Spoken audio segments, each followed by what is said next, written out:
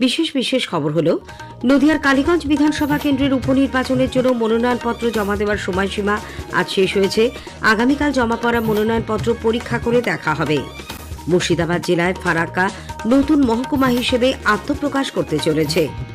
সরকারের বিভিন্ন দপ্তরে ৩৩৬টি নতুন পদ তৈরি ও শূন্য পদ পূরণে মন্ত্রিসভার অনুমোদন। এবছরের জয়েন্ট এন্ট্রান্স অ্যাডভান্স পরীক্ষায় মেয়েদের মধ্যে প্রথম স্থান অধিকার করেছেন কাটোয়ার বাসিন্দা দেবদত্তা মাঝি। তিনি মাধ্যমিকে প্রথম এবং উচ্চ মাধ্যমিকে ষষ্ঠ স্থান অধিকার করেছিলেন। ভারত সরকারের কৃষি মন্ত্রণালয়ের অধীন ICAR এবং সারগাছি কৃষি বিজ্ঞান কেন্দ্রের উদ্যোগে মুর্শিদাবাদ জেলার ৮০টি গ্রাম জুড়ে শুরু হয়েছে বিকশিত কৃষি সংকল্প অভিযান।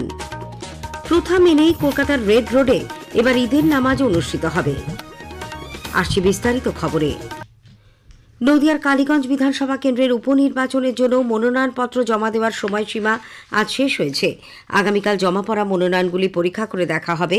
নাম প্রত্যাহারের শেষ দিন বৃহস্পতিবার ৫ই জুন। ভোট গণনা করা হবে ২৩শে জুন। ভোট নেওয়া হবে ১৯শে জুন।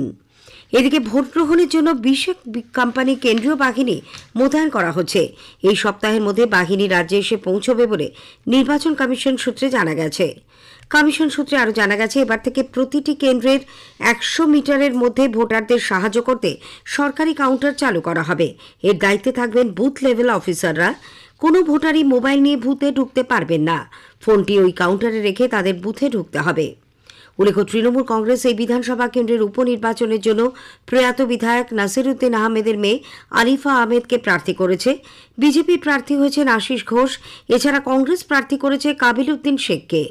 বামফ্রন্ট এই কংগ্রেস প্রার্থীকে সমর্থন করবে বলে জানিয়েছে। রাজ্য সরকার এই উপনির্বাচনের জন্য সেখানকার সব সরকারি, আধা সরকারি ও বেসরকারি সংস্থা এবং শিক্ষা প্রতিষ্ঠানগুলিতে সবেতন ছুটি ঘোষণা করেছে। অর্থ দপ্তর থেকে আজ এই মর্মে এক নির্দেশিকা জারি করা হয়। কোনো ভোট গ্রহণ কেন্দ্রে পুনর্নির্বাচন হলেও সেখানে সংশ্লিষ্ট দিনে ছুটি দেওয়ার কথা বলা হয়েছে ওই নির্দেশিকায়। এছাড়া যেসব শিক্ষা প্রতিষ্ঠান বা সরকারি কার্যালয়ে সেক্টর অফিস, ভোট গ্রহণ কেন্দ্র বা DCRC করা হবে, সেখানে ভোটের আগের দিন অর্থাৎ 18ই জুনেও ছুটি ঘোষণা করা হয়েছে ওই নির্দেশিকায়।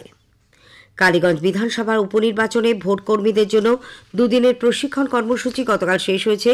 নদিয়ার কৃষ্ণনগরে আয়োজিত ওই কর্মসূচিতে উপস্থিত ছিলেন নির্বাচন কমিশনের 2 আধিকারিক BC পাত্র ও রাহুল ফুকন। ছিলেন রাজ্যের উপমুখ্য নির্বাচনী আধিকারিক সুমন্ত রায়ও। এই প্রথম দিল্লি নির্বাচন কমিশন এবং রাজ্যের মুখ্য নির্বাচনী আধিকারিকের দপ্তরে সিনিয়র আধিকারিকরা যৌথভাবে ভোট গ্রহণ কর্মীদের ব্যবহারিক প্রশিক্ষণ কর্মসূচিতে যোগ দেন। দুদিনের প্রশিক্ষণ কর্মসূচির প্রথম দিনে 909 জন এবং দ্বিতীয় দিনে 920 জন ভোটকর্মী উপস্থিত ছিলেন। মুর্শিদাবাদ জেলার ফারাক্কা নতুন মহকুমা হিসেবে আত্মপ্রকাশ করতে চলেছে। মুখ্যমন্ত্রী মমতা ব্যানার্জির পৌরোহিত্যে নবান্নে আজ রাজ্য মন্ত্রিসভার বৈঠকে এই সিদ্ধান্ত গৃহীত হয়। ফারাক্কা, শামশেরগঞ্জ, সুতি 1 ও 2 নম্বর ব্লককে নিয়ে গঠিত হচ্ছে নতুন মহকুমা। উল্লেখ্য, আগে এই 4টি ব্লক জঙ্গিপুর মহকুমার অন্তর্ভুক্ত ছিল। সম্প্রতি মুখ্যমন্ত্রীর সফরকালে এ বিষয়ে ঘোষণার পর এ ব্যাপারে প্রশাসনিক তৎপরতা শুরু হয়। নতুন মহকুমায় বিভিন্ন প্রশাসনিক স্তরে 109টি চুক্তিভিত্তিক পদ তৈরির সিদ্ধান্তেও ছাড়পত্র দিয়েছে মন্ত্রিসভা। এছাড়া স্বরাষ্ট্র, স্বাস্থ্য, অর্থ, আইন ও পুর দপ্তরে 336টি পদ তৈরি ও শূন্য পদ পূরণেও মন্ত্রিসভার অনুমোদন মিলেছে। পাশাপাশি SSCর মাধ্যমে 44,000-এর বেশি শিক্ষক ও শিক্ষাকর্মী নিয়োগের বিধিও মন্ত্রিসভার অনুমোদন লাভ করেছে। 2022 সালে টেট উত্তীর্ণ চাকরি প্রার্থীরা তাদের অবিলম্বে চাকরিতে নিয়োগ করার দাবিতে আজ উত্তর 24 পরগনার DPSC দপ্তর ঘেরাও করে রাখেন। বারাসাত স্টেশন সংলগ্ন অঞ্চল থেকে মিছিল করে তারা DPSC অফিসের সামনে জড়ো হন। বিক্ষোভকারীদের অভিযোগ, পরীক্ষায় উত্তীর্ণ হওয়ার পরেও 3 বছর ধরে এখনও পর্যন্ত কোনো ইন্টারভিউয়ের বিজ্ঞপ্তি দেওয়া হয়নি। মুখ্যমন্ত্রী বারংবার বিভিন্ন সভায় বলেছেন তাদের হাতে 50,000 শূন্যপদ রয়েছে, তারপরেও কেন নিয়োগ হচ্ছে না সেই প্রশ্নও তোলেন তারা। ঘণ্টাখানেক পর চেয়ারম্যান এলে অবরোধ তুলে নেওয়া হয়। এবছরের জয়েন্ট এন্ট্রান্স অ্যাডভান্স পরীক্ষার ফল ঘোষণা করা হয়েছে। মোট 54,378 জন পরীক্ষার্থী এতে সফল হয়েছেন। এর মধ্যে 9,404 জন ছাত্রী। শীর্ষস্থান দখল করেছেন IIT দিল্লি অঞ্চলের রাজিত গুপ্তা। 360 নম্বরের মধ্যে তিনি পেয়েছেন 332। মেয়েদের মধ্যে প্রথম স্থান অধিকার করেছেন পশ্চিমবঙ্গের দেবদত্তা মাঝি। ৩৬০-এর মধ্যে তিনি পেয়েছেন ৩১২ নম্বর। পূর্ব বর্ধমানের কাটোয়ার বাসিন্দা দেবদত্তা ২০২৩ সালে মাধ্যমিকে প্রথম হয়েছিলেন। এবছর উচ্চ মাধ্যমিকে তিনি ষষ্ঠ স্থান অধিকার করেন। দেবদত্তা জানান, এই ফলাফলে তিনি অত্যন্ত খুশি। আগামী দিনে তিনি গবেষণার কাজ করতে চান। আমার তো খুব ভালো লাগছে, কারণ এই দিনটার জন্যই অপেক্ষা করছিলাম। অ্যাডভান্সটাই আমার মেন লক্ষ্য ছিল গত 2 বছর ধরে। সেই জন্য আর কি আমি খুব খুশি। এর জন্যই আমি প্রচুর পরিশ্রম করেছিলাম, বইপত্র ঘাঁটাঘাঁটি, টিচারদের সঙ্গে যোগাযোগ। বাড়িতে আমি মেনলি মায়ের গাইডেন্সে পড়েছিলাম, তো তার ফলে আমি যে ফলটা পেলাম তার জন্য আমি ভীষণ খুশি। এরপর আমি IISc তে পড়তে চাই, পরবর্তীকালে আর্টিফিশিয়াল ইন্টেলিজেন্স নিয়ে পড়াশোনা এবং গবেষণা করতে চাই। মুখ্যমন্ত্রী মমতা ব্যানার্জি দেবদত্তা মাঝিকে শুভেচ্ছা জানিয়েছেন। মেয়েদের মধ্যে ও IIT খড়গপুর অঞ্চলে প্রথম হওয়ার জন্য দেবদত্তাকে অভিনন্দন জানিয়ে মুখ্যমন্ত্রী তার সাফল্য কামনা করেন। আগেই জানানো হয়েছে, গত 18ই মে 230টি শহরের 712টি কেন্দ্রে জয়েন্ট এন্ট্রান্স অ্যাডভান্স পরীক্ষা নেওয়া হয়। 1,80,000-এর মতো ছাত্রছাত্রী এবার পরীক্ষায় বসেন। ডিজিটাল অ্যারেস্ট মামলায় কেন্দ্রীয় তদন্তকারী সংস্থা ইডি আজ কলকাতার ব্যাংশাল কোর্টে বিশেষ আদালতে চার্জশিট জমা দিয়েছে। 60 পৃষ্ঠার ওই চার্জশিটে মোট 13 জনের নাম রয়েছে। তবে এদের মধ্যে চিরাগ কাপুর ও যোগেশ দুয়ার নামে 2 ব্যক্তি চক্রের মাথা বলে জানা গেছে। দুবাই থেকে তারা প্রতারণা চক্র চালাত। তাদের 300টি ব্যাংক অ্যাকাউন্টেরও হদিশ মিলেছে। ডিজিটাল অ্যারেস্টের ভয় দেখে এরা 1,500 কোটি টাকা আত্মসাৎ করে বলেও জানা গেছে। ইডি আরও জানিয়েছে, এখনও পর্যন্ত 10 কোটি টাকার সম্পত্তি বাজেয়াপ্ত করা হয়েছে। স্থানীয় সংবাদ শুনছেন আকাশবাণী কলকাতা কেন্দ্র থেকে।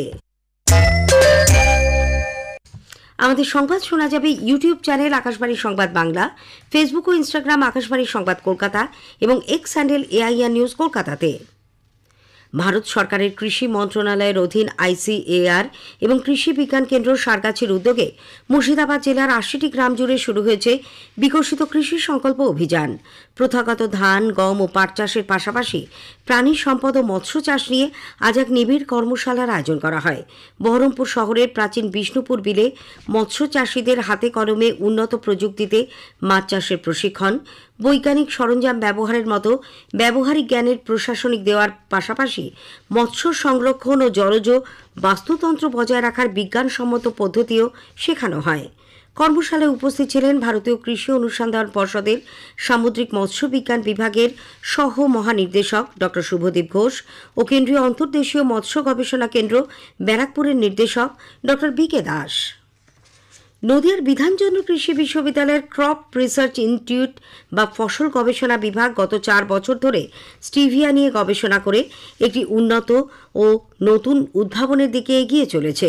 সেটি এখন জাতীয় স্তরে পরীক্ষার অপেক্ষায় বলে বিশ্ববিদ্যালয়ের উপাচার্য ড অশোক কুমার পাত্র জানিয়েছেন। নতুন এই জাতের মিষ্টত্ব অনেকটাই বেশি, কিন্তু কোনো পার্শ্ব প্রতিক্রিয়া নেই বলেও তিনি জানান। বিশ্ববিদ্যালয়ে যেটা একটা নতুন আরেকটা ইনোভেশন টেকনোলজি ডেভেলপ করার মুখে চলেছে, সেটা হচ্ছে এই স্টিভিয়া। আমরা সবাই জানি স্টিভিয়াটা মানে সুগার ফ্রি কাজ করে এবং বিশেষ করে ডায়াবেটিক্স রোগীদের জন্য এটা খুবই ভালো। এই স্টিভিয়া যেটা একটা আয়ুর্বেদিক কাজ এবং সেটা ডেভেলপ আমাদের এই বিশ্ববিদ্যালয় করেছে গামা রেডিয়েশনের থ্রু দিয়ে মিউটেশন পদ্ধতিতে, এবং এটা যে ইনগ্রেডিয়েন্টস যেটা থাকে, যেটা এফেক্ট সেটা হয় না, এবং এটা যে প্ল্যান্ট বেসড মেটেরিয়াল। উল্লেখ্য, স্টিভিয়া একটি প্রাকৃতিক ক্যালোরি মুক্ত মিষ্টি যা ডায়াবেটিস রোগীদের জন্য ভালো বিকল্প হতে পারে। এটি রক্তে শর্করার মাত্রা দ্রুত বাড়ায় না, ইনসুলিনের উৎপাদন বাড়াতেও সাহায্য করে। প্রথা মেনেই কলকাতার রেড রোডে পূর্ব নির্ধারিত ঈদের নামাজ অনুষ্ঠিত হবে। প্রাথমিকভাবে সেনাবাহিনীর তরফে ওই রাস্তায় ঈদের জমায়েতের অনুমতি না দেওয়ায় সংশয় তৈরি হয়েছিল। পরে মুখ্যমন্ত্রী মমতা ব্যানার্জির হস্তক্ষেপে জট কেটে গেছে বলে জমায়েতের আয়োজক খিলাফত কমিটির সভাপতি রাজ্য মন্ত্রিসভার সদস্য জাভেদ আহমেদ খান জানিয়েছেন। পূর্ব নির্ধারিত সূচি অনুযায়ী নির্দিষ্ট দিন 7ই জুন সকাল 8:30টায় রেড রোডে নামাজ পড়া হবে বলেও তিনি জানান। উল্লেখ্য, সেনার তরফে অনুমতি খারিজের চিঠি হাতে আসার পর জাকারিয়া স্ট্রিটে খিলাফত কমিটির অফিসে জরুরি বৈঠক ডাকা হয়।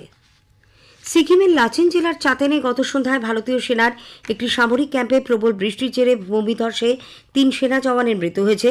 পাশাপাশি 6 জন নিখোঁজ বলে সেনার তরফে জানানো হয়েছে। শহীদ হয়েছেন সেনার হাবিলদার লখবিন্দর সিং, ল্যান্স নাইক, মুনিশ ঠাকুর ও পোর্টার অভিষেক লাখরা।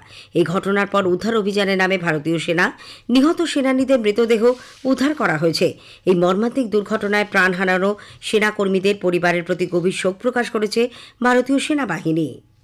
কলকাতা ফুটবল প্রিমিয়ার লিগে ইউনাইটেড কলকাতা স্পোর্টস ক্লাবের প্রধান কোচ নিযুক্ত হয়েছেন ইয়ান চেংলং। এবার প্রথম কলকাতা প্রিমিয়ার লিগ খেলতে নামছে এই দল। শেষ করার আগে স্থানীয় সংবাদের বিশেষ কিছু অংশ আরও একবার। নদিয়ার কালীগঞ্জ বিধানসভার উপনির্বাচনের জন্য মনোনয়নপত্র জমা দেওয়ার সময়সীমা শেষ হয়েছে। আগামীকাল জমা পড়া মনোনয়নগুলি পরীক্ষা করে দেখা হবে। মুর্শিদাবাদ জেলার ফারাক্কা নতুন